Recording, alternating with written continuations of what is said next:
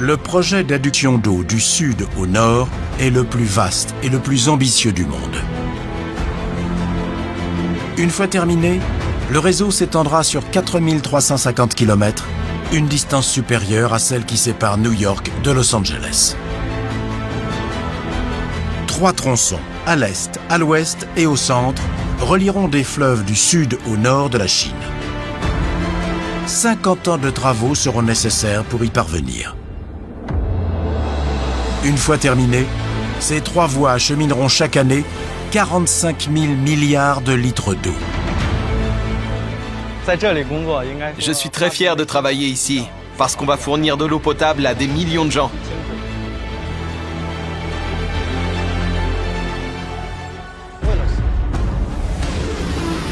La voie du centre doit faire circuler l'eau sur plus de 1400 km, soit près d'1,5 fois la distance du nord au sud de la France, uniquement par l'effet de la gravité, sans pompage. À son point de départ, le réservoir de Danjiangkou retient 29 000 milliards de litres d'eau. Puis l'aqueduc de Chahe transporte l'eau sur 9 km avec un débit de 380 000 litres par seconde. L'eau passe ensuite sous le fleuve Jaune et arrive 15 jours plus tard à Beijing. Dans le sud de la Chine, les ingénieurs ont réussi l'impossible.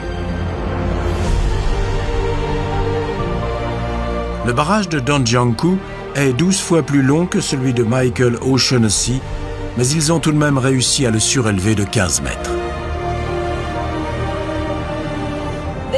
C'est l'un des barrages les plus longs que j'ai jamais vus. Il est gigantesque. Et on voit bien la jonction entre le barrage d'origine et la nouvelle portion. Cet ouvrage est si grand qu'on a vraiment l'impression qu'il nous entoure. C'est vraiment stupéfiant. Et avec le soleil qui se couche, c'est magnifique. On distingue bien la surélévation d'à peu près 15 mètres au-dessus de l'ancien barrage. Il est vraiment monumental.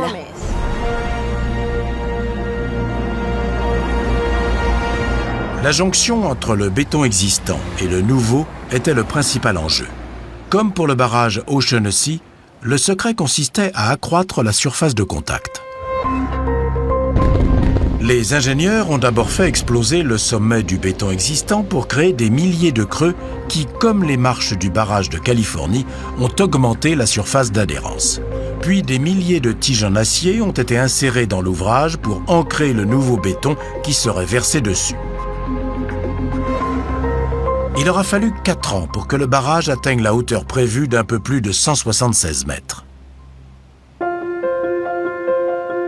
Mais le volume du réservoir, ayant augmenté de 12 000 milliards de litres, un autre problème s'est posé. Une pression trop forte aurait érodé le bas du barrage qui aurait fini par basculer. Pour résoudre ce problème de pression et empêcher l'érosion de la structure, les ingénieurs ont dû ajouter un énorme voile d'étanchéité à la base du barrage.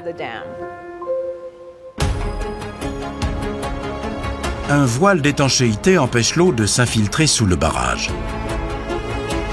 Un coulis imperméable est injecté sous sa base. Il forme alors un énorme mur ou rideau souterrain sur une profondeur de 65 mètres qui assure la stabilité du sol sous le barrage. Les ingénieurs ont réussi à rehausser le barrage et à augmenter le volume du réservoir, mais ce n'est que le point de départ du très long trajet de l'eau.